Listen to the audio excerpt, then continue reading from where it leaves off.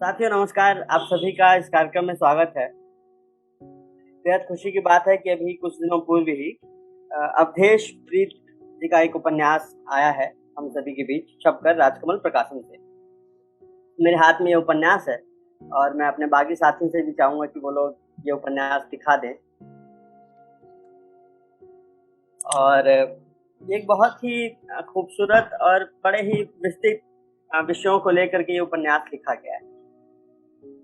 इस उपन्यास पर बातचीत करने के लिए हमारे समय के अधिकतर तो कवि हैं और कुछ लोग आलोचक समीक्षक भी कह सकते हैं। मैं विस्तृत परिचय में ना जाकर के सबके बारे में छोटा छोटा एक परिचय देना चाहूँगा। हमारे साथ अरविंद कुमार जी जुड़े हुए हैं जो कि साहित्यिक पत्रिका सब लोग जानते हैं अभिधा का संपादन करते हैं और आलोचना में सक्रिय हैं। हमारे साथ प्रभात मिलिंद जी जुड़े हुए हैं जो कि कवि हैं, कहानीकार हैं, समीक्षक हैं। हम लोग इनकी कविताओं से वाकिफ रहे हैं।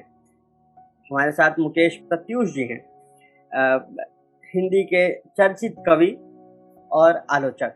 इनके साथ ही हमारे साथ अनिल हाथू जी भी जुड़े हुए हैं जिनकी समीक्षा और जिनके कवि कर्म से हिंदी के सभी लोग जो साहित्य पढ़ते हैं सभी लोग वाकिफ हैं। और लेखकीय वक्तव्य के लिए हम लोगों ने अवधेश प्रीत जी से भी गुजारिश की थी कि वो भी रहें, तो वो भी हमारे साथ जुड़े हुए हैं। इससे पहले कि हम लोग अपने वक्ताओं को आमंत्रित करें, जो लोग हमारे साथ जुड़े हुए हैं उन सभी का राजकमल प्रकाशन समूह की तरफ से मैं इस कार्यक्रम में स्वागत करता हूँ और आज के हमारे सभी वक्ताओं का फिर से कार्यक्रम में स्वागत करता हूँ। और उपन्यास पर अधिक न बोलते हुए कुछ दो तीन बातें मेरे दिमाग में थी उपन्यास को पढ़ते हुए महसूस हुई। मैं चाहूँगा कि उन्हें रख दूँ और फिर आगे मंच जो कि वक्ताओं को सौंपना है।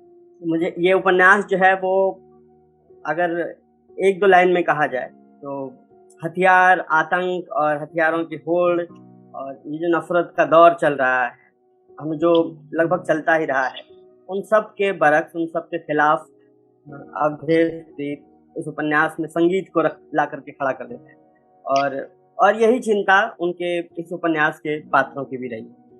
ये उपन्यास लगभग 270-73 के करीब पेज में लिखा गया है, लेकिन जिस समस्या को लेकर ये उपन्यास हिंदी साहित्य में आता है वो बिंदु जहाँ तक मेरा अनुमान है पहले पर नहीं लिखा गया है। इसके लिए अवधेश जी बहुत बहुत बधाई के पात्र हैं। और अब मैं अनिल हाथू जी से आग्रह करूंगा कि वो आए और इस उपन्यास पर अपनी बात शुरू करें। अनिल जी। शुक्रिया अनुपम जी। सबसे पहले अनुपम जी का और राजकमल प्रकाशन समूह का आभार, धन्यवाद। उन्होंने मुझे यह मंच प्रदान किया कि मैं अपने प्रिय कथाकार के सद्य प्रकाशित उपन्यास पर दो शब्द कहूँ। अवधेश प्रीत भैया का भी बहुत बहुत आभार। उन्होंने मुझ पर अपना स्नेह और विश्वास प्रकट किया। ज़्यादा कुछ ना करके मैं सीधे उपन्यास पर, जो मेरे उपन्यास को मैं पिछले एक सप्ताह से पढ़ रहा था और पढ़ने के दरमियान उपन्यास का जो मुझ पर प्रभाव पड़ा, तो उस प्रभाव का शब्दों में जो अंकन हो सकता है उसको अंकित करने की मैंने कुछ चेष्टा की है। मैं आपको समझ दरअसल हर फिक्शन या कथा का अपना एक यथार्थ होता है, या इसको यूँ कहें कि हर फिक्शन अपना यथार्थ खुद रचता है, जो हो सकता है कि ऐतिहासिक रूप से डॉक्यूमेंटेड न हो या जिसे इतिहास ने जगह न दिया हो, या जो इतिहास के हाशिए पड़ा हो, या हो सकता है कि इतिहास बदर हो। लेकिन तब साहित्य और एक साहित्यकार के लिए वही एक मूल्यवान सामग्री के रूप में सामने आता है। आधुनिक उपन्यासों की एक प्रमुख विशेषता रही है, खास करके 1950 के बाद के जो उपन्यास हैं, जिन्हें बहुत जगहों पर उत्तर आधुनिक उपन्यास के रूप में लोग अभिहित करते हैं। तो इन उपन्यासों में, जो कि उपन्यासों की पुरानी थी परंपरा, जिसमें एक केंद्रीय चरित्र होता था, एक केंद्रीय पात्र होता था और एक केंद्रीय कथानक होता था। लेकिन इन उपन्यासों में और बाद के उपन्यासों में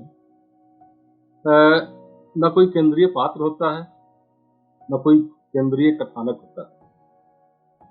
कहना न होगा कि ये उपन्यास अपनी कथा में कोई धीरोदात्त नायक नहीं खड़ा करते।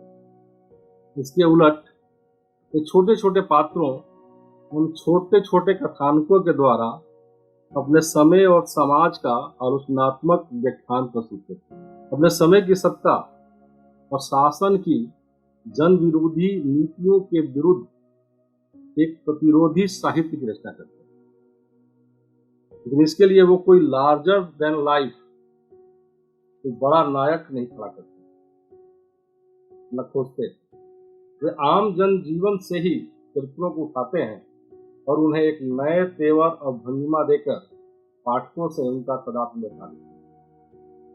या फिर जब वे ऐतिहासिक व्यक्तित्वों को भी अपने उपन्यासों में ले आते हैं तो प्रायः उनकी पैरोडी करते हैं या फिर व्यंग करते उन ऐतिहासिक चरित्रों का शासन और सत्ता द्वारा किए गए भंगामंडन की कलई उतार देते हैं। प्रस्तुत उपन्यास में भी कुछ इसी तरह के प्रयोग मुझे दृष्टिगत हुए। इस उपन्यास में भी कोई एक केंद्रीय या प्रतिनिधि चरित्र नहीं है, न कोई एक केंद्रीय कथानक है। कहना न होगा कि यह उपन्यास छोटे छोटे चरित्रों और छोटे छोटे कथानकों का एक बृहद कोलाज है। हर चरित्र की अपनी विडंबनात्मक जीवन परिस्थितियां हैं, चाहे वह कल्लू हो, कल्लू उर्फ डॉक्टर कलीमुद्दीन अंसारी का चरित्र हो, या अरुंधति का, बया का हो, दीप का हो, गुनी का हो, या फिर बाबा राम रतन रामायणी हो, अंसारी चा हो, चंदन हो, ठाकुर हरदेव प्रताप सिंह बच्चू हो, या फिर मोनिशा चटर्जी। ये सारे पात्र अपनी जीवन स्थितियों के साथ संघर्ष करते अपने समय और समाज में सार्थक हस्तक्षेप करते दिख पड़ते। यद्यपि यह एक युद्ध विरोधी नॉवेल है, मैं सीधे सीधे कहूंगा कि यह एक युद्ध विरोधी नॉवेल है। इस उपन्यास में लेखक दुनिया को युद्ध से और युद्ध की आकांक्षा से, शासनाध्यक्षों की युद्ध की आकांक्षा से मुक्त करने के रास्ते खोजता हुआ दिखता है, किंतु इसमें भी उसकी एक संतुलित और पूर्वग्रह मुक्त दृष्टि परिलक्षित होती है। यह सही है कि लेखक न्यूक्लियर वेपन तथा परमाणु बम, हाइड्रोजन बमों के खिलाफ है और उसकी यह प्रतिबद्धता उपन्यास में कई जगहों पर दिखती है। यह कहना ज्यादा मुनासिब होगा कि लेखक परमाणुविक हथियारों के मानवता को पड़ने वाले दीर्घकालिक दुष्प्रभावों और उससे उत्पन्न आनुवंशिक असाध्य बीमारियों की गहरी पड़ताल करता है और अपने पाठकों को आसन्न विकट खतरे से आगाह कर। धू धू उठती लपटों में हो जाएंगी भस्म सभ्यताओं की सारी कहानियां, जिस्मों का वजूद, रूहों का तसव्वुर, सांसों की नेमत, रिश्तों की दौलत। नदियां, पहाड़, जंगल सब के सब जल जाएंगे एक साथ, जमीन से अर्श तक धुआं ही धुआं, नीम स्याही निगल लेगी सूरज को, अंधेरे के आगोश में गर्क होगी धरती, सृष्टि के मरघट में कोई न होगा रोने वाला, शमशानी सन्नाटे में अटका हुआ आखिरी विलाप भी नहीं होगा कोई सुनने वाला। अन्यास नहीं है कि इस उपन्यास का आरंभ ही पूर्व कथा के जरिए हिरोशिमा और नागासाकी पर अमेरिका द्वारा परमाणु बम गिराए जाने के बाद की लोमहर्षक विभीषिका के वर्णन से, वर्णन यूं कुछ यूं करते हैं, लेखक का वर्णन कुछ यूं है। अचानक हम देखते हैं कि आसमान में गर्वोन्नत गर्जना के साथ एक विमान आता है और पलक झपकते ही धरती से आसमान तक ध्वंस और धुएं का महाकाय मंजर मौत के अट्टहास में तब्दील हो जाता है। चारों ओर लाशें ही लाशें नजर आती हैं। बच्चे, बुजुर्ग, नौजवान, मर्द और औरत सबके सब लाशों में तब्दील हो जाते हैं। चारों ओर चीख पुकार, आर्तनाद, क्रंदन और विलाप। पृथ्वी पर ऐसा रुदन पहले कभी नहीं सुना गया। रही सही कसर ब्लैक रेन ने पूरी कर दी। आसमान से रह रख कर हुई काली बारिश ने लोगों की जिंदगी मौत से भी बदतर कर दी। 2 दिनों बाद हिरोशिमा और नागासाकी महज 2 शहर नहीं थे, बेकसूर मनुष्यों की मुर्दघट्टी हो गए थे। उसके बाद हमने अपंग, अपाहिज और अनेक जानलेवा बीमारियों से ग्रस्त एक ऐसे मनुष्य समाज को देखा है जिसकी कल्पना मानव सभ्यता में कभी किसी ने नहीं की थी। कुछ ऐसी ही स्थितियों से पोखरण रेंज के गांव यथा खेतोलाई, लोहारकी, ओढ़निया और चाचा जैसे गांवों में रहने वाले ग्रामीण भी गुजर रहे हैं, जब तकरीबन हर घर में कोई न कोई व्यक्ति किसी न किसी असाध्य बीमारी या कैंसर से ग्रस्त आसन्न मृत्यु की पीड़ा और यातना भुगत रहा।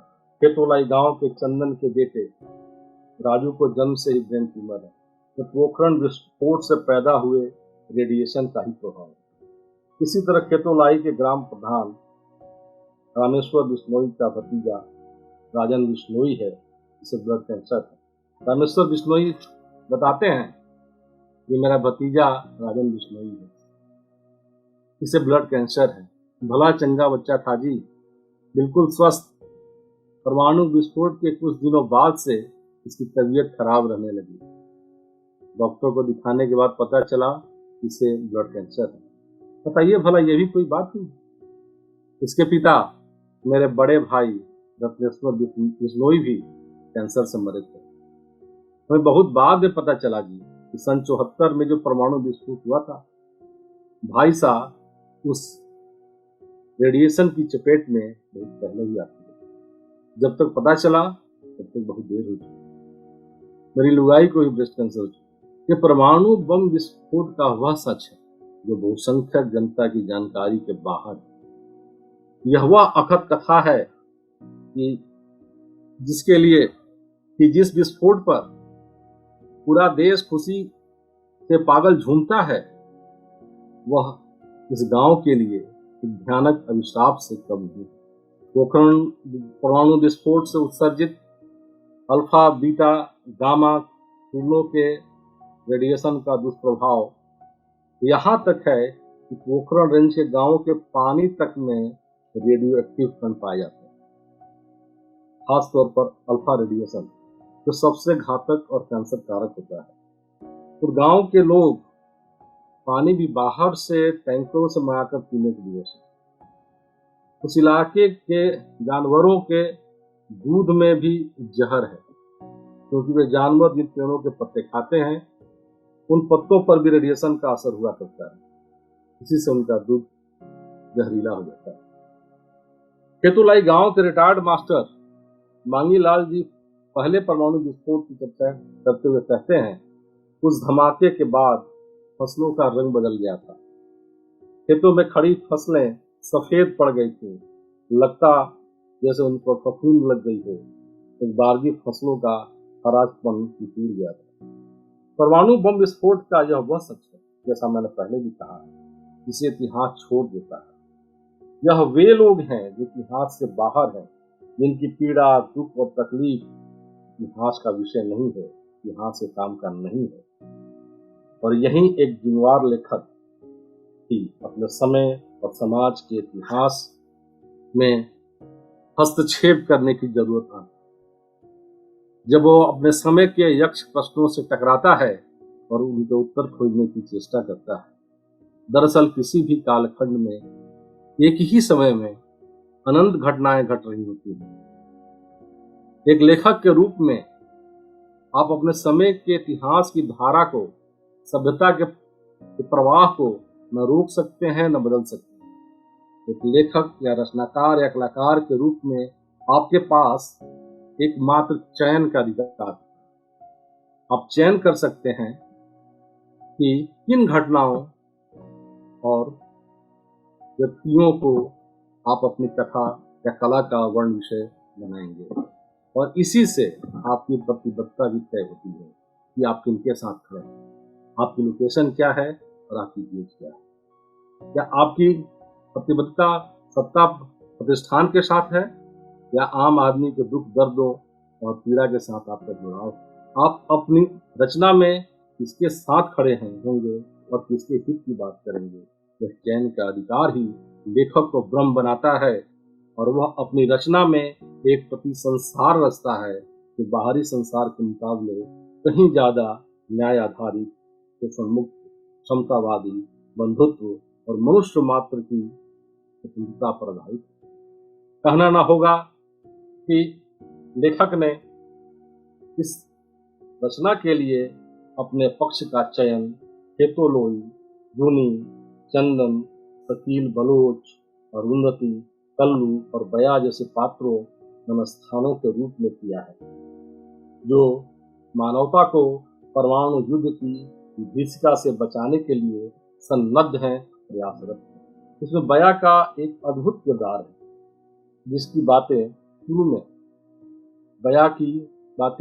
शुरू में जहाँ भावुकतापूर्ण राष्ट्र प्रेम और राष्ट्रभक्ति के आवेग से ओत होती थी, तो मलिका तरन्नुम नूरजहां के पाकिस्तान में जा बसने पर तंज कसती। बिजावर तो पैदा हुई हिंदुस्तान में, जा बसी पाकिस्तान में, जो परमाणु बम परीक्षण पर खुश होकर अरुंधति से कहती है कि आज वाकई खुशी का दिन है। आपको पता है लोग कितने खुश हैं। शहर में जुलूस निकल रहे हैं, लोग नाच गा रहे हैं। टीवी देखिए, हर कोई साइंटिस्ट कलीमुद्दीन की जय जयकार कर रहा है। यह वही बया थी जो पोखरण तीर्थ स्थल लगता था और जिसकी धरती पर कदम रखते ही इसकी फिजाओं में देश के मान अभिमान और कण में व्याप्त शौर्य के रोमांच ने गर्व से भर दिया। वही बया परमाणु बम विस्फोट परीक्षण से निकले रेडिएशन के दुष्प्रभावों को देखकर बदल जाती है। उसका कायाकल्प हो जाता है, उसका नियंत्रण हो जाता है। इसके चरित्र का यह हृदय उल्लास होता है। वह अरुंधति से कहती है कि दी, मैं जिन अनुभवों से होकर गुजरी हूँ, उन्होंने मेरे मन को झकझोर कर रख दिया है। जिस क्रूर सच्चाई से रूबरू हुई हूँ, उसकी तो कभी कल्पना भी नहीं की थी। ऐसी बेवकूफी और मायूसी की सरकार और सिस्टम पर से मेरा विश्वास हो गया। परमाणु बम विस्फोट को सेलिब्रेट करने वाली बया जल जाती है। वो Pakistani human right activist Shakeel Baloch से संपर्क करती है। तो पाकिस्तान में परमाणु परीक्षण का विरोध करने के लिए जेल में बंद है। बया और शकील बलोच दोनों बेहतर मुस्तकबिल के लिए दोनों मुल्कों की अमन पसंद जनता को जोड़ने और जगाने की ख्वाहिश बांटते हैं। बया और अरुंधति तब यह निर्णय लेते हैं बखावजवादन के नाथ द्वारा परंपरा पर लिखित उनकी शोध पर पुस्तक मृदंग सागर एक पुनर्प्रस्तुति का लोकार्पण बखावजवादन का कार्यक्रम के लोग और कहीं नहीं बल्कि पोखरण क्षेत्र के केतोलाई गांव में ही करेंगे। कदाचित परमाणु युद्ध की विभीषिका से संगीत के सुर ताल और कदाचित परमाणु युद्ध की विभीषिका को संगीत के सुर ताल और लय से ही बचाया जा सकता है। अरुंधति को संगीत का यह अभिनव प्रयोग एक मिथकीय कथा से मिली थी।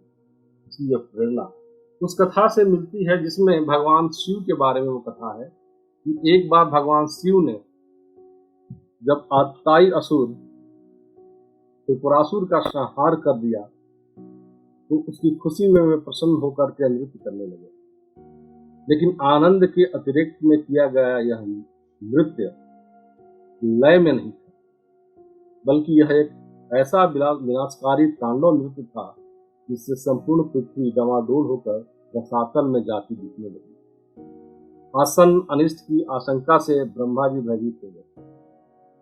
उन्होंने भगवान शिव के हाथों मारे गए त्रिपुरासुर के देह के भस्म को लेकर एक वाद्य यंत्र का सृजन किया। यह वाद्य यंत्र था मृदंग या कथावच।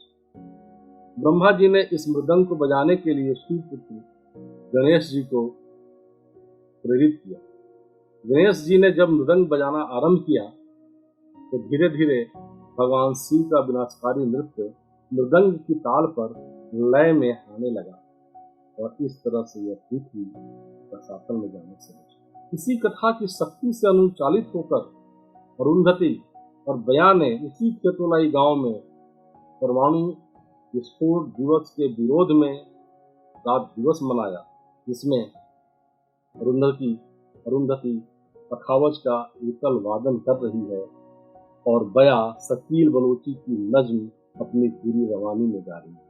डॉक्टर कलीमुद्दीन अंसारी की आंखें टीवी स्क्रीन पर टिकी हुई हैं। वह एक एक दृश्य गौर से देख रहे हैं कि आज पोखरण में परमाणु बमों के धमाके नहीं, पखावज की गूंज सुनाई दे रही है। गोया यह पखावज का वादन ही लय, ताल, बिगड़ी इस परमाणविक सभ्यता को समताल और लय पर वापस ले आएगी और संसार को विनाश के गर्त में नहीं चलेगी। बहुत बहुत शुक्रिया अनिल जी। अब मैं प्रभात जी से आग्रह करूंगा कि प्रभात जी आए अपनी बात। नमस्कार मित्रों, बहुत आभार राजकमल प्रकाशन समूह आपका भी और अवधेश प्रीत जी का भी। अवधेश प्रीत मेरे पसंदीदा किस्सा गो रहे हैं कई वर्षों से, पिछले 20 वर्षों से, और पिछले हफ्ते मैंने भी यह उपन्यास पूरा किया। करने के क्रम में मैंने कुछ चीजों को ये करने की कोशिश की कि उसको बहुत सिस्टमेटिक तरीके से, व्यवस्थित तरीके से बोलने या प्रस्तुत किया जाए, लेकिन यह नॉवेल इतना मल्टी लेयर्ड है, इतना बहुपरती है कि इसको इस तरह से व्यवस्थित तरीके से आप नहीं बोल सकते हैं जिस तरह से अनिल भाई ने अपनी शानदार टिप्पणी में इसको प्रस्तुत किया। तो जो कुछ चीजें मैं जब कोई चीज पढ़ता हूँ तो आदतन मैं उसको एक रचनाकार के रूप में नहीं, एक आम पाठक के रूप में पढ़ना पसंद करता हूँ। चीजों को का मजा लेने के लिए, उसकी रोचकता को एंजॉय करने के लिए ये चीज मैं समझता हूँ कि जरूरी है। तो मैंने भी इस नॉवेल को इसी तरीके से पढ़ा, इसी परिप्रेक्ष्य में पढ़ा। तो अवधेश प्रीत की भाषा के बारे में मैं एक ही बात कहूंगा कि जैसे कथा में कथा का होना जरूरी है, कविता में कविता का होना चाहिए, जरूरी है। तो अवधेश जी समस्याओं में कितने भी गहरे घुस जाएं अपनी रचनाओं में, लेकिन कथा तत्व तो नहीं छोड़ते हैं। यह उनकी भाषा, उनके कथानक, उनके पूरे कथा विस्तार का एक अद्भुत और बहुत सुदृढ़ पक्ष है। उनकी छोटी कहानियां, उनका यह उपन्यास, उसमें जिस सरोकार के लिए भी, लेकिन कथा रस उनकी रचनाओं में भरपूर मात्रा में होता है। यह एक निर्विवाद सत्य है और इस वजह से वो मेरे ही नहीं, हमारी पीढ़ी के बहुत सारे पाठकों के लिए बहुत प्रिय उपन्यासकार, कथाकार हैं। अब यह उपन्यास इसलिए विशिष्ट, मैं इसको इसलिए कहूंगा कि अगर बहुत सतही तौर पे देखें तो ये एक विध्वंस की आशंका से शुरू होता है और एक यूटोपिया पे जाके खत्म होता है। लेकिन सच्चाई यही है कि अवधेश प्रीत बुनियादी तौर पे सकारात्मकता के कथाकार हैं। उनकी सारी कहानियां किसी न किसी सकारात्मक संवाद के साथ समाप्त होती हैं। तो यह अंतर्वस्तु यहाँ भी प्रचुरता में मिलती है, लेकिन ये सायास इसलिए भी नहीं दिखता है कि इसके लिए उन्होंने जो होमवर्क किया है, जो रिसर्च किया है, और उनकी जो भाषा है। और सबसे जरूरी चीज समझता हूँ कि पत्रकारिता की जो उनकी पृष्ठभूमि रही है और लेखन में जिस तरह का वो धौर्य बरतते हैं, लोगों की सुनते हैं, उनसे विमर्श करते हैं, तो यह चीज उनको दूसरों से थोड़ा पृथक करती है। तो इसी वजह से भाषा इस पूरे नोवेल की बहुत जान है। बहुत सारे कैरेक्टर्स हैं इसमें। अनिल भाई ने उसको बहुत अच्छी तरीके से विस्तार से के साथ और उसका चित्रण भी बहुत बखूबी किया है। लेकिन इतनी घटनाएं, इतने मैसेजेस, इतने कैरेक्टर्स एक किताब में सिर्फ बेहतरीन ट्रीटमेंट की वजह से ही संभाले जा सकते हैं। और अवधेश प्रीत ने जाहिरन ये तमाम चीजें उनके इस उपन्यास में वो दिखती हैं कि उन्होंने बहुत श्रम के साथ, बहुत दिल से और बहुत वैचारिक चिंता के साथ इस उपन्यास को लिखा है। यह एक बड़ी बात है। उनके उपन्यास में, उनके समस्त लेखन में ही मैं कहूंगा कि रोचकता तो है, लेकिन वैचारिकता उन्होंने कहीं नहीं छोड़ा है। और उनका प्रिय विषय जो है ऐसा भी कुछ नहीं है, लेकिन वो जिन समस्याओं को एड्रेस करते हैं। अब हिंदी में यह पहला उपन्यास है जो आणविक विध्वंस के खतरों की तरफ हमें आगाह करता है। मुझे लगता है विश्व भाषा में भी इस तरह के उपन्यास या फिक्शन की बहुत कमी है। थोड़ा बहुत चेरनोबिल पे लिखा गया है, रेडिएशन के खतरों पे, भोपाल की त्रासदी पे बहुत कुछ लिखा गया है, लेकिन इस तरह से उसके पीछे की सारी चीजों को लेते हुए, उसके पीछे इस तरह के विस्फोट या इस तरह के परीक्षणों के पीछे जो नैरेटिव होते हैं राजनीतिक दलों के या फिर सरकारों के, वो देश के बाहर अलग होते हैं, देश के भीतर अलग होते हैं। तो सारे नैरेटिव के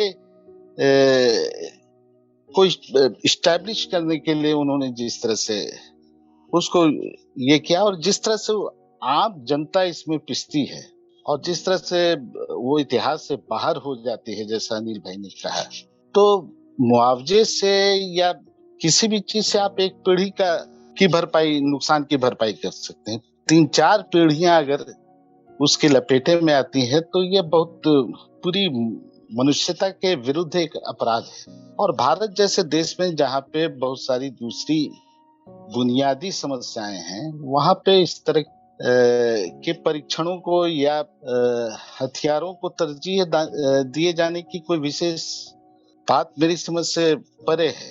तो ये सारी चीजें अवधेश प्रीत ने जिस तरह से इस उपन्यास में रखा है और जिस तरह से इतने चरित्रों को एक साथ एक दूसरे के साथ जोड़ते हुए, उनके बीच में बैलेंस बनाते हुए, चरित्र और कथानक दोनों को साधते हुए जिस तरह से उन्होंने उपन्यास को शुरू से आखिर तक, तो ये जाहिर सी बात है कि उनका श्रम, उनका डेडिकेशन, लेखन के प्रति उनका जो पैशन है वो स्पष्ट दिखता है।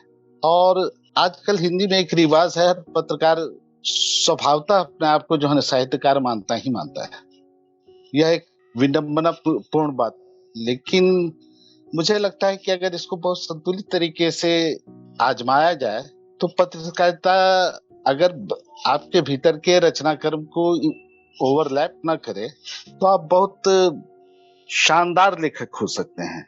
और उसकी मिसाल के रूप में मैं बार बार अवधेश प्रीत के नाम का जिक्र करता हूँ। पत्रकारिता को उन्होंने अपने लेखन में किस तरह से इस्तेमाल किया है, किस तरह की भाषा की सलाहियत उन्होंने अपनी रखी है और किस तरह सूचनाओं को उन्होंने रचनात्मकता का आवरण दिया है। तो ये एक उनका नाम निश्चित रूप से एक मिसाल के रूप में साइट किया जा सकता है।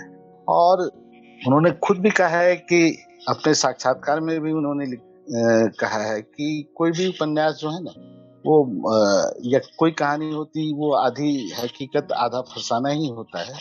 लेकिन आधे हकीकत में जो फसाने को आप ग्राइंड करते हैं, मूलतः जो प्रोडक्ट हमारे सामने आता है वह उसी श्रम और उसके संतुलन का। तो इतिहास को मैं मानता हूं कि साहित्यकार को इतिहास बोध से संपन्न होना चाहिए, प्रामाणिक सूचनाओं से लैस होना चाहिए। उनके पास जानकारियां जो होती हैं तकनीकी, वह बहुत पुष्ट होनी चाहिए।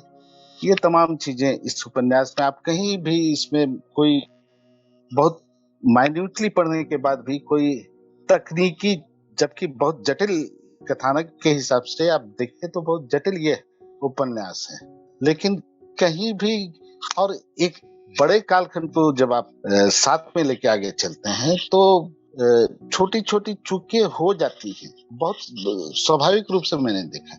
लेकिन आप देखें तो इतनी बार उन्होंने इस उपन्यास को मांझा है कि कहीं भी एक छोटा सा भी इसमें छिद्र आपको नहीं मिलेगा। और जैसा कि उन्होंने किताब के उद्देश्य, उपन्यास के उद्देश्य के बारे में ब्लर्ब में पिछले आवरण पे उन्होंने स्पष्ट लिखा ही है कि हथियारों की आवश्यकता क्यों है, परमाणु हथियारों की आवश्यकता क्यों है, हमको आपको चाहिए नहीं, उससे देश की अर्थव्यवस्था पे कोई असर पड़ता नहीं।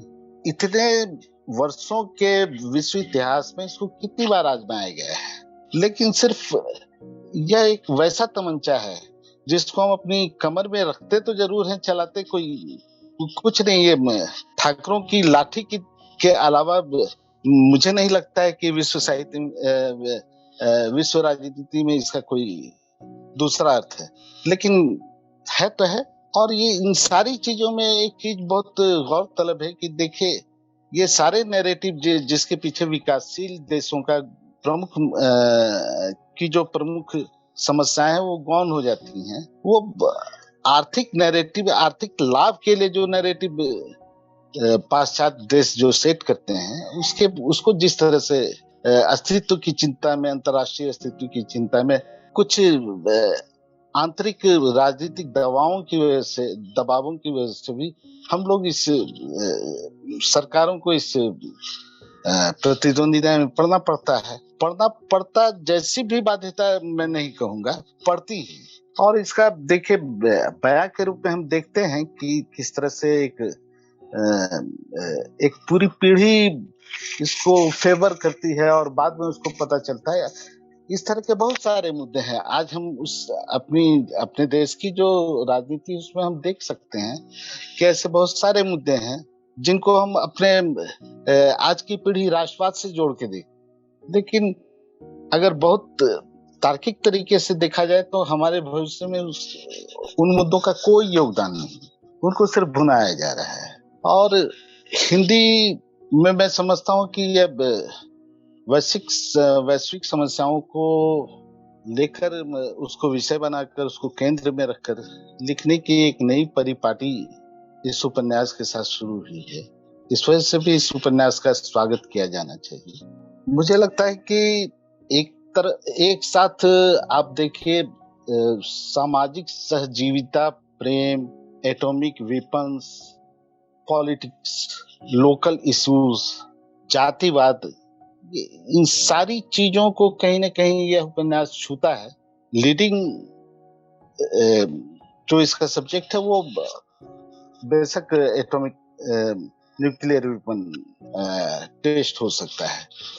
तो इस दृष्टि से मुझे लगता है कि यह उपन्यास या इस तरह की। और एक बात मैं और कहूंगा कि अवधेश प्रीत ने इतने लंबे समय तक उनका जो लेखकीय जीवन रहा, मैंने उनको अनर्गल प्रयोग करते हुए नहीं देखा। प्रयोग के विरोधी नहीं है वो अपने लेखन में, लेकिन मैंने उनको अनर्गल प्रयोग करते हुए नहीं देखा। और मैं इसको इसलिए इस चीज का स्वागत करता हूं कि अच्छी चीजों को बड़े से बड़े पाठक वर्ग तक पहुंचना चाहिए और उसको सुपाठ्य होना चाहिए।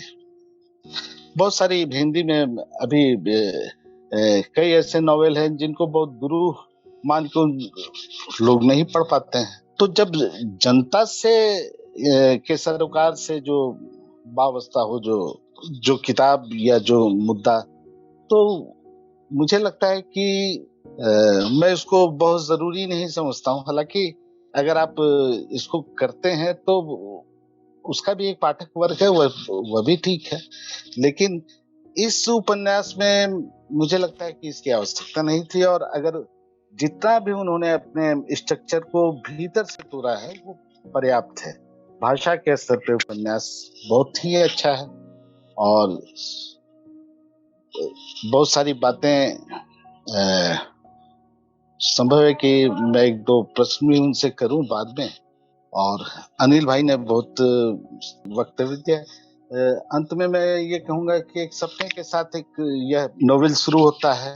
जीवन और सपना, इस दोनों में एक समानता है कि दोनों अंतर्विरोधों से घिरी हुई चीजें हैं, जीवन भी और सपना भी।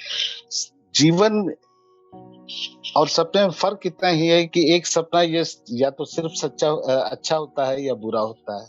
जीवन में अच्छा और बुरा दोनों होता है। इस उपन्यास की शुरुआत एक बुरे सपने के साथ होती है। मैं समझता हूँ कि इसका अंत जहां पर हुआ है वहां पर हम यह कह सकते हैं कि यह सपना, उस सपने के बारे में हम कह सकते हैं कि तुम कितना सुंदर हो। बहुत शुक्रिया सर, तुम समय का ख्याल रखते हुए हमारे वक्त अपनी बात रख रहे हैं। मैं मुकेश जी से आग्रह करूंगा कि वो आए और उपन्यास पर अपने साझा करें। मुकेश जी।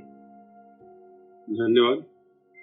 आदरणीय अरविंद कुमार जी, प्रभात मिलिंद जी, अनिल हाथू जी और राजकमल से जुड़े आप अनुपम जी, और इस उपन्यास के लेखक मेरे अभिन्न मित्र अवधेश प्रीत जी।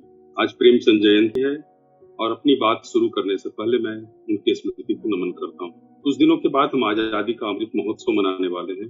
ऐसे में अवधेश प्रीत के नए उपन्यास रुई लपेटी आग का आना और उस पर बातचीत करना आकस्मिक नहीं लगता। अपने किसी मित्र की किताब पर बोलना जिसकी रचना प्रक्रिया के आप गवाह रहे हों, जिसके पात्रों के संबंध में लेखक से लगातार बातें होती रही हों, और जब वो पूरी हो जाए तो उस पर बात करना सृजन सुख के एहसास जैसा आज मुझे लग रहा है।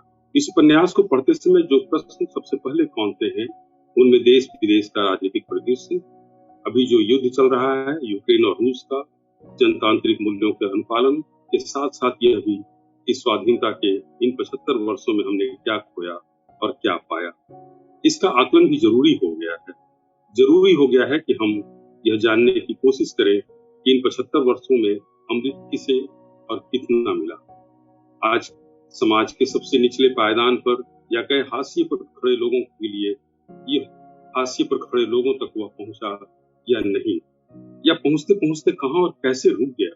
उनके दिन भी बदलेंगे ऐसी उम्मीद करते करते लगभग उनकी आंखें पकड़ा गई हैं, जिनके जीवन में हर्ष विषाद का अब कोई मायने नहीं रह गया है, जितना कि रोज का संघर्ष उनके लिए जरूरी हो गया। सत्ता कई बार बदली पर नहीं बदली तो उनकी अवधेश किसी कथा परंपरा के लेखक नहीं, ऐसा मुझे लगता है, क्योंकि वे अपनी राह खुद बनाने वाले समर्थ रचनाकार हैं।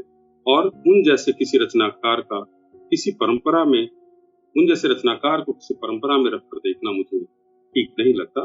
परंपरा ऐसी कोई चीज भी नहीं कि जिसे वो उठाकर चल दी जाए। परंपरा एक लगातार बनने वाली प्रक्रिया है, उसे हर रचनाकार अपनी तरह से उपयोग करता है।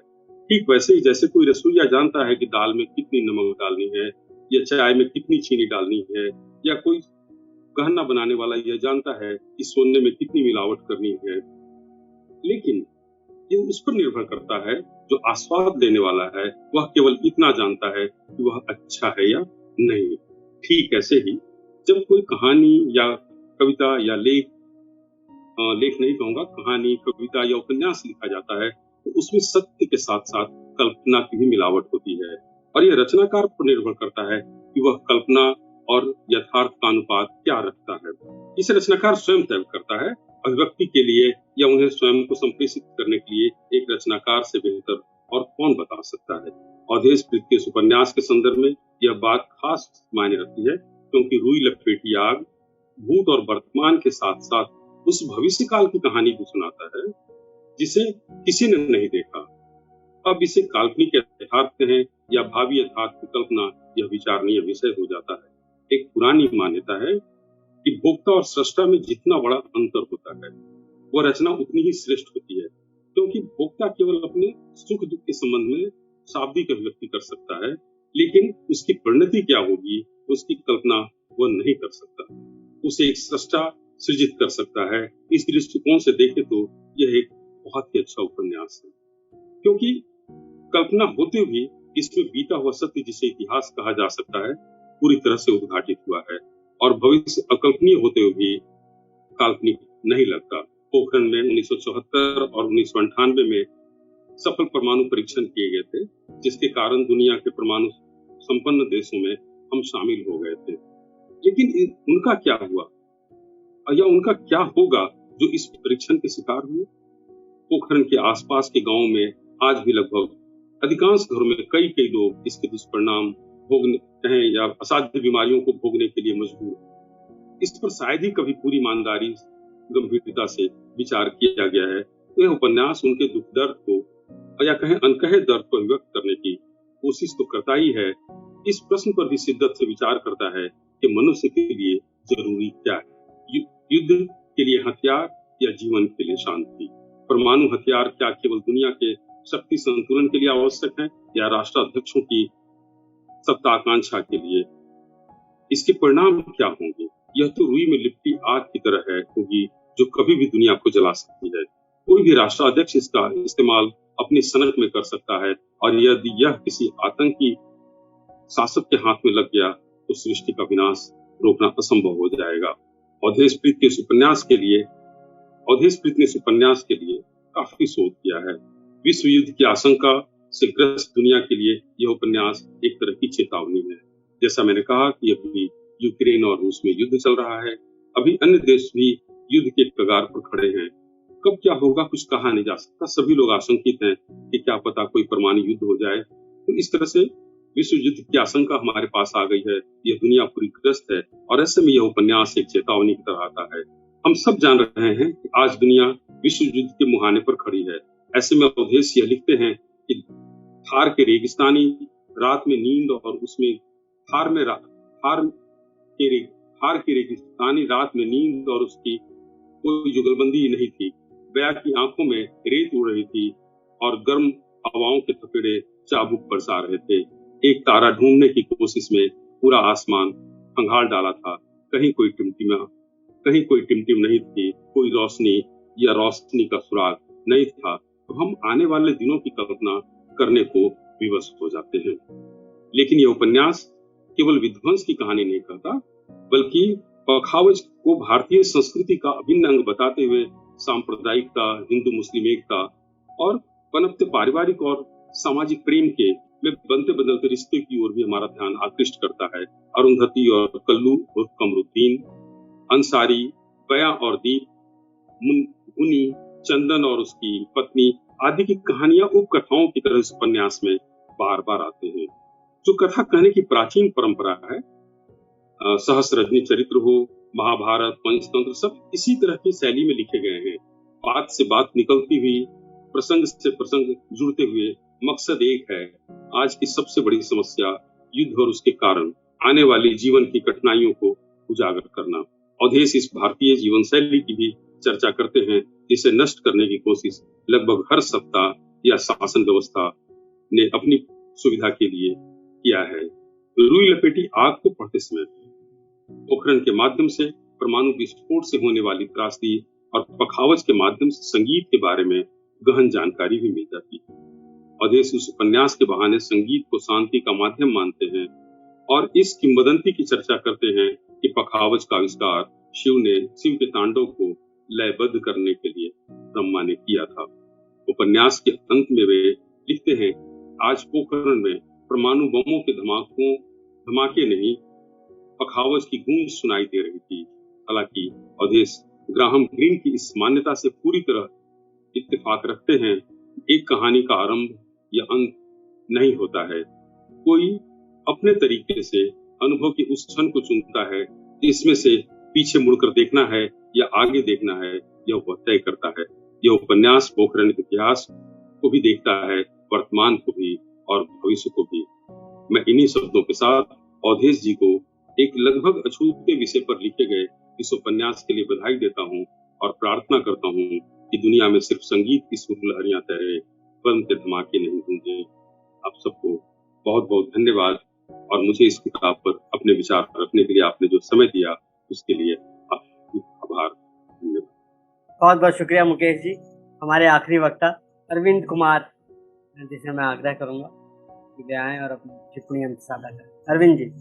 सबसे पहले मैं राजकमल प्रकाशन को इस बात की बधाई दूं कि उसने प्रेमचंद जयंती पर इस परिसंवाद को आयोजित किया और अवधेश जी के उपन्यास को एक महत्व प्रदान किया। इस परिसंवाद में शामिल हुए भाई अवधेश प्रीत जी, मिलिंद जी, अनिल जी, मुकेश प्रत्यूष जी, सबकी बातों को जोड़ते हुए अवधेश भाई ने भी कुछ कहा नहीं है, लेकिन उपन्यास के बहाने मैं अपनी कुछ बातें रखना चाहता हूं। दरअसल मुझे जहां तक याद है कि अवधेश भाई इस उपन्यास का नाम पहले पोखरन में पखावज ही रखना चाहते थे। उन्होंने इसकी चर्चा की थी कभी, लेकिन बाद में जब एक बेहतर शीर्षक मिला, रुई लपेटी आग, जो आग कहीं से दिखती नहीं है, जो अंदर अंदर धधकती है, और एक बड़े व्यापक परिदृश्य से इसे जोड़ा। दरअसल मनुष्य का जीवन क्या इतना सस्ता हो गया है कि एक बम के धमाके से वह खत्म हो जाए, एक विस्फोट हो और उसकी चंदियां उड़ जाएं।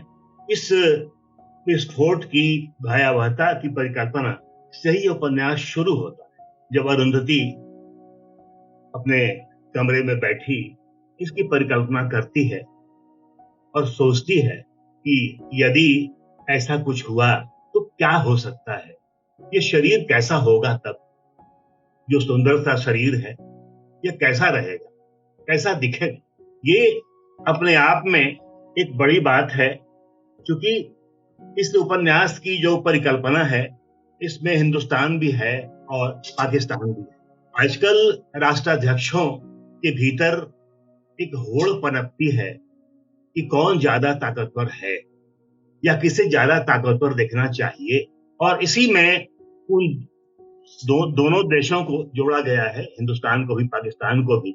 वहां तो कोई पखावज नहीं है पाकिस्तान में, शकील बलोच की हत्या हो जाती है जेल में, लेकिन शकील बलोच की नज्म के बहाने ही यहाँ पखावज का एक नया स्वरूप विकसित होता है। हो सकता है कि आप कहें कि पखावज तो एक परिकल्पना है, परिकल्पना मात्र है। क्या ऐसा हो सकता है कि पखावज के कारण विनाश रुक जाए, युद्ध रुक जाए, परमाणु बमों का प्रयोग नहीं हो, उनका परीक्षण नहीं हो? लेकिन एक साहित्यकार के सामने ये एक बेहतर विकल्प होता है हमेशा कि वह उसके विरोधी सुरों की परिकल्पना करे। जो परमाणु विस्फोट का सुर है और जो पखावज का सुर है, इनमें कहीं कोई मेल नहीं है। पखावज आत्मा से निकली हुई एक आवाज है, एक संगीत, और परमाणु विस्फोट आत्मा को कुचलने का एक प्रयास। आप देखें कि जब कलीमुद्दीन कल्लू जाते हैं प्रधानमंत्री से मिलने और वो ये कहते हैं कि मैं इसका विरोधी हूं, मैं इससे सहमत नहीं हूं कि हमारा देश परमाणु परीक्षण करे। इस पर वैज्ञानिकों में भी मतभेद है कि एक गरीब मुल्क, एक गरीब राष्ट्र इतना पैसा क्यों खर्च करे, इसका फायदा क्या है। और इस देश में वैसे भी संसाधनों की बहुत कमी हो, जहां अच्छे स्कूल नहीं हो, खाने की अच्छी स्थितियां नहीं हो, जल ठीक नहीं हो, रहने के लिए छत नहीं हो, बेहिसाब गरीबी हो, और सबका निवारण सिर्फ कागज पर होता हो ज्यादातर, तो उस देश में इस परमाणु परीक्षण की आवश्यकता क्यों? और वह एक जवाब भी है जो प्रधानमंत्री की ओर से आता है या उनके सलाहकार सचिव की ओर से आता है, यह तो हमारे एजेंडा में है कि जब हम जीतेंगे तो हम इस देश को परमाणु संपन्न बनाएंगे। एक सवाल यह भी है कि यह होड़ क्यों, और इस होड़ ने क्या बहुत सारी खुशियों को हमसे छीन नहीं लिया है, सारी मुस्कुराहटें नहीं छीन ली। आप देखें कि उपन्यास के अंत में जब अरुंधति और बया शकील बलोच की नज्म पढ़ रही होती हैं, तो टीवी पर देख रहे कलीमुद्दीन की आंखों की कोरों पर आंसू चले आते हैं, आंसू ढलक आते हैं। शायद उन्हें भी ये लगता है कि अच्छा नहीं हुआ, क्योंकि इस विस्फोट के बाद जो निकटवर्ती गांव थे, जो सबसे ज्यादा असर पड़ा खोतोलाई गांव पर, या ऐसे बहुत सारे गांवों पर असर पड़ा होगा,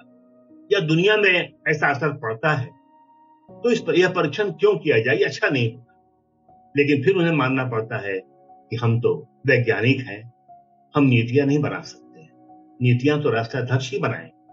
आप देखें कि बया जैसी पात्र, इसकी बहुत चर्चा हुई अभी, उसके होठों से हंसी क्यों गायब हो जाती? बया हमेशा हंसती रहती है। और एक हैदी की बया के नाना, जो एक उपकथा है, ये चाहते थे कि बया हमेशा हमेशा हंसती रहे, चहचहाती रहे, उड़ती रहे। तो वह हंसी हंसी उसकी क्यों गायब हो? जब वो गई थोथोलाई और उसने देखा कि बहुत सारे बच्चे, बहुत सारे पुरुष, बहुत सारी स्त्रियां उस परमाणु विकिरण की गिरफ्त में है। कई प्रकार की बीमारियां, जिनमें कैंसर प्रमुख है, उनको दबोच चुकी हैं। तो ऐसी स्थिति में उपन्यासकार कहीं न कहीं से इस बात को भी ले आता है कि पखावज शायद उस हंसी को लौटा सके। शायद जो हंसी गायब हो रही है, जो मन का भाव गायब हो रहा है, जो प्रेम गायब हो रहा है, आप देखें कि किसी परमाणु विस्फोट के निर्णय ने अरुंधति और कल्लू के प्रेम को विकसित नहीं होने दिया, जो शायद विकसित होता अगर कल्लू सिर्फ एक सामान्य वैज्ञानिक के रूप में या कलीमुद्दीन रह जाता, तो ये प्रेम विकसित हो सकता। क्योंकि आप देखें कि अरुंधति के मन में वो बात है, वो बया से भी कहती है कि जब दीप की बात आती है तो पूछती है कि दीप के लिए तुम्हारे मन में क्या है, तो कहती है कहीं फिर देर ना हो, मेरी तरह वो बात छुपी हुई है, इसलिए तुम कह ही दो अगर कुछ कहना है। मैं तो कह नहीं पाई और देर हो गई, रास्ते बदल गए, रास्ते अलग हो गए। एक पखावज का रास्ता है और एक विस्फोट का रास्ता, एक परमाणु विस्फोट का रास्ता है, तो कहीं मेल ही नहीं है दोनों। तो ये कई ऐसी बातें हैं जो इस उपन्यास के माध्यम से हमारे सामने आती है। अवधेश भाई ने कई दूसरी बातों को भी इससे जोड़ा है। स्त्री की भावनाओं को भी जोड़ा है, स्त्री की स्वतंत्रता को भी जोड़ा है।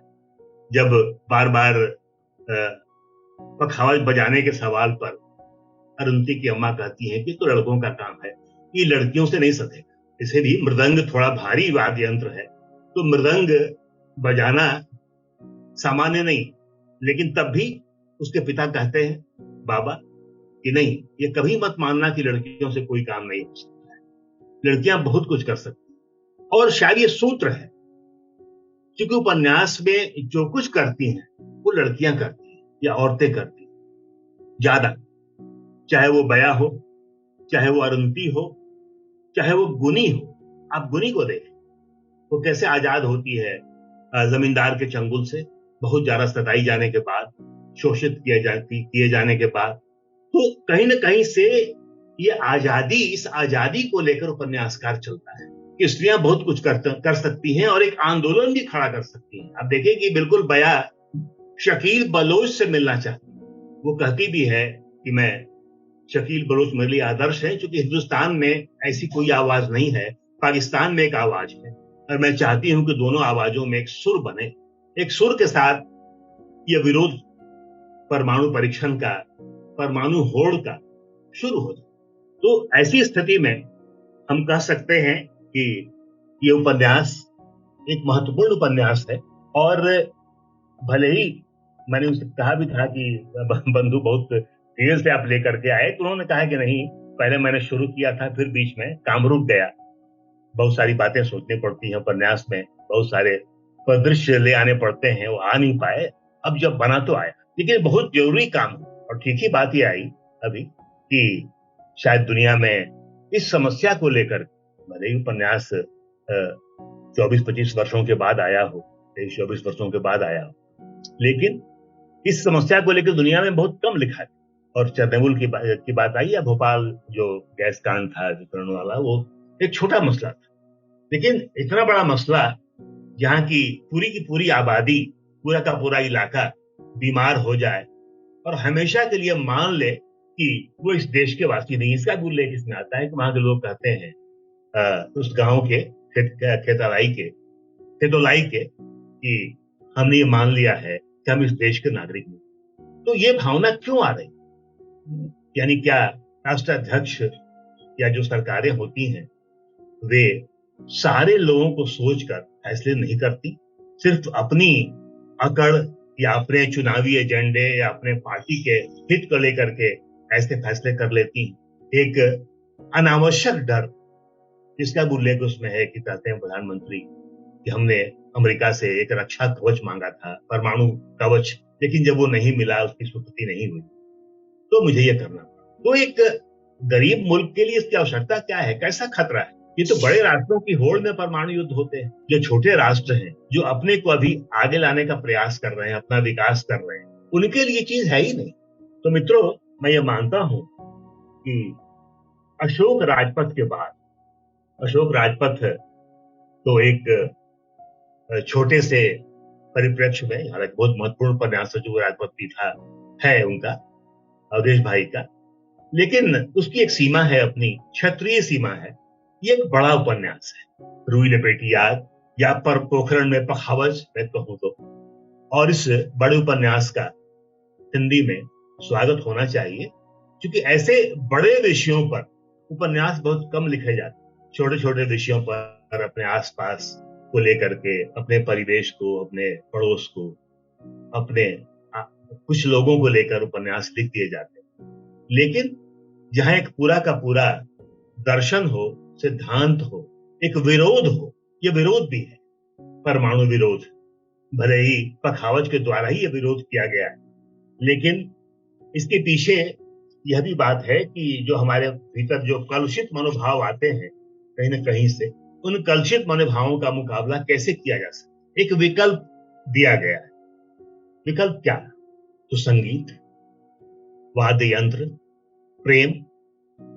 आप देखें कि युद्ध हमेशा प्रेम विरोधी होता है। कोई भी इस तरह की चीज घटना होगी तो प्रेम विरोधी होगी। आप धर्मवीर भारती के तनुप्रिया को याद करें, जब कृष्ण की 18 अश्वनी सेनाएं महाभारत युद्ध के लिए निकलती हैं, तो राधा और कृष्ण के सारे जो प्रेम स्थल हैं, प्रतीक हैं, उनको रौंद के निकल जाती हैं आगे, रौंद देती हैं, और वहां पर राधा का विलाप। कुछ ऐसा ही अंधा युग में भी, कि जब भारती दिखाते हैं कि सब कुछ नष्ट हो गया है, सिर्फ कुछ लोग बचे हैं, तो ये उन्माद है युद्ध।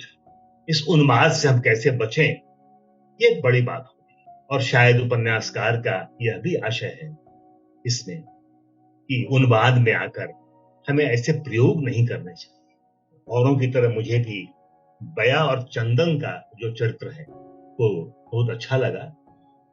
जो बया प्रमुख है, चंदन भी उसके साथ है, और बया कहती भी है कि चंदन तो अब मैंने जाना है, समझा है, जो बात अरुंधति नहीं कर पाई, नहीं समझ पाई एक बचपन के अपने मित्र को। तो इस रूप में ये कहीं न कहीं से एक महत्वपूर्ण उपन्यास माना जाएगा, और महत्वपूर्ण ही नहीं माना जाएगा, बल्कि हिंदी जगत में इस उपन्यास का स्वागत होना चाहिए, क्योंकि इसमें कई ऐसी बातें हैं। जैसे एक बात है इसमें प्रोफेसर रॉबर्ट जैकन का एक दावा कि जो विस्फोट के बाद जो अल्फा कण होते हैं वे उपकरणों के भीतर या उनके अलग अलग कोणों में चिपके रह जाते हैं और आंखें उसको देखे नहीं जाती, एक लंबा प्रभाव डालते हैं। हाँ, हो सकता है कि आज भी आप पोखरण जाएं या उस इलाके में जाएं, आप विकिरण के प्रभावों से भी, एक लंबा असर है इसका, और इसलिए ये एक महत्वपूर्ण उपन्यास है। और मैं अवधेश भाई को इसके लिए बधाई देता हूं। भले ही एक सवाल लोग ये उठा सकते हैं कि संगीत या वाद्य यंत्रों की जो गनगनाहट है युद्ध की मानसिकता पर विजय प्राप्त कर सकती है, नहीं कर सकती हो सकता है, लेकिन एक संदेश तो दे सकती है, कहीं न कहीं से एक रास्ता तो तैयार कर सकती है, एक संकेत तो उभार सकती है, हमें सोचने पर विवश कर सकती है, और शायद यही उपन्यासकार का आशय भी। धन्यवाद अवधेश भाई, आपकी राय मैं जानना चाहूंगा, और अन्य मित्रों को भी धन्यवाद जिन्होंने मेरी बातें सुनी, और उनकी बातें मैंने सुनी, उसके लिए भी बहुत अच्छा लगा। तो अनुपम, आप देखिए। बहुत बहुत शुक्रिया अरविंद जी। और इससे पहले कि अवधेश जी अपना लेख के वक्तव्य दें, अगर आप में से कोई उनसे कुछ सवाल पूछना चाहता है तो जरूर। अवधेश भैया से मेरा एक प्रश्न है कि कल्लू और अरुंधति का जो संबंध है, जो स्त्री पुरुष संबंध है, तो आपने जब मैं इसको पढ़ रहा था तो मुझे मिस्टर मेहता और मालती याद आया। तो क्या यह मिस्टर मेहता और मालती का जो स्त्री पुरुष संबंध को प्रेमचंद ने दिखाया था, क्या यह फर्दर आज के समय या आज के परिप्रेक्ष्य में इसी का एक्सटेंशन है या इसको आप किसी और नजरिए से देखते हैं? देखिए, ये प्रश्न बहुत अच्छा है, लेकिन ये उपन्यास लिखे जाने वक्त इन चरित्रों के साथ जो ट्रीटमेंट है उसके वक्त तक ऐसा कोई भी मेरे दिमाग में मेहता और उसको लेकर के, मेरे मन में मालती को लेकर के कोई भी छवि नहीं थी ऐसी, न कोई ऐसा वो था। लेकिन समय के साथ वो प्रेम, वो पात्र आज के समय के साथ जो एक यात्रा करते हैं उसमें वो बदलाव आप देख सकते हैं। अरुंधति को और कल्लू को देख सकते हैं आप, लेकिन इसका मतलब ये नहीं है कि वहां से वो प्रेरित हैं। ये अपनी तरह के एक स्वतंत्र पात्र हैं और अपने समय देश काल के तहत वो विकसित हुए हैं और उनकी जो परिणति है वह भी उस देश काल की ही परिणति है। जी भैया, धन्यवाद। एक सवाल मेरे दिमाग में था, सवाल हाँ। जैसा नहीं हो सकता है, वो ये था कि गुनी के बच्चे के मिलने की जो कहानी है, तो जब उपन्यास अपने क्रम में होता है, अपने उसमें होता है, फ्लो में होता है, हम देखते हैं गुनी वाली कहानी, वो जो उसके गांव का एक सब्जेक्ट आपने उठाया है, उस पर जो आप लिख रहे हैं, तो वो बहुत जल्दी से लिख के मतलब ऐसा लगता है कि बहुत जल्दी से बच्चा मिल गया और सब ठीक हो गया, फिर चला है। तो उस पर अगर आप कुछ कहें तो मुझे लगता है कि वो प्रोसेस इतना आसान शायद जीते हुए गुनी को महसूस ना हो। हाँ, नहीं, देखिए, लेकिन क्या है कि दो बातें, मैं इस कथा के जरिए मैं उस तत्कालीन समय को, जो समय था वह उस समय को मैं दर्ज करना चाहा था। उस समय के जो संघर्ष थे वो मैं दर्ज करना चाहा था। उस समय का जो एक पूरा परिदृश्य था वो मैं दर्ज करना चाह रहा था। यह मुख्य कथा नहीं थी, मुख्य कथा कुछ और थी, लेकिन इन कथाओं और उपकथाओं से जो है पूरी मुख्य कथा बनती है और वो एक दूसरे से प्रभावित भी होती है। जैसा कि अभी ये अरविंद जी कह रहे थे कि और भी हमारे सारे मित्रों ने जो बातें कही कि जो एक गरीब मुल्क है जिसके पास संसाधनों की कमी है आर्थिक रूप से, और जिस समय की ये कथा कही जा रही है उस समय देश की स्थिति बहुत खराब थी। और जब भी आप ये करते हैं, परमाणु परीक्षण जैसे कोई करते हैं, तो आप पर आर्थिक प्रतिबंध लगने के खतरे लगातार बने रहते हैं और जो बने भी। तो इन तमाम स्थितियों के बीच गुनियों का जो जीवन है, गुनियों का जो संघर्ष है, वह भी साथ साथ चल रहा है। तो मैं उस पूरे समय को पकड़ रहा था कि जिस समय में ये विस्फोट किया गया उस समय देश की स्थिति क्या थी और आमजन की स्थिति क्या थी। इसलिए क्या, अब रही बात ये कि उसके बच्चे की बरामदगी, दरअसल ये मुख्य कथा को तक जाने के लिए एक जरूरी, ये कह सकते हैं आप एक तरीके से कि आप एक स्फोट था, लेकिन ये मुख्य कथा का हिस्सा नहीं, मुख्य कथा नहीं है, इसलिए मैं वहां बहुत देर तक रुका नहीं। और एक चीज और है कि आपकी अपेक्षा उस पूरे घटनाक्रम में जो थी वो ज्यादा थी और शायद मैं उसको पूरा नहीं कर पाया, ये हो सकता है। अब हम चाहेंगे कि आपका एक वक्तव्य हो। मैं उपन्यास के बारे में कुछ कहने के लिए नहीं हूँ, क्योंकि उपन्यास में जो कुछ भी मुझे कहना है मैंने कहा है, और जो यहाँ पे चर्चा में शामिल हुए सारे साथी हैं, सारे अपने अपने उसके लेखन के, समीक्षा के विद्वान हैं, जानकार हैं, उन्होंने जिस तरीके से उपन्यास को देखा, समझा, डिकोड किया, वो मेरे लिए भी सीखने की चीज है। मैंने ये जाना कि जितना कुछ मैंने सोचा था, जिस तरीके से मैंने उपन्यास को प्लान किया, लिखा, उसको बहुत सारे बिंदुओं को हमारे इन समीक्षक साथियों ने, परिचर्चा में शामिल साथियों ने बहुत ही विस्तार से समझाया, बताया, और कई उन बिंदुओं को पकड़ा जो मैं सचमुच में जिसमें फोकस करना चाहता था, और वो चीज सामने आई। तो बतौर लेखक मुझे इसमें कोई कहने के लिए मेरे पास कुछ नहीं है। उपन्यास है, उपन्यास में मैंने बात कह दी है, लेखक को अपनी तरफ से क्या कहना है।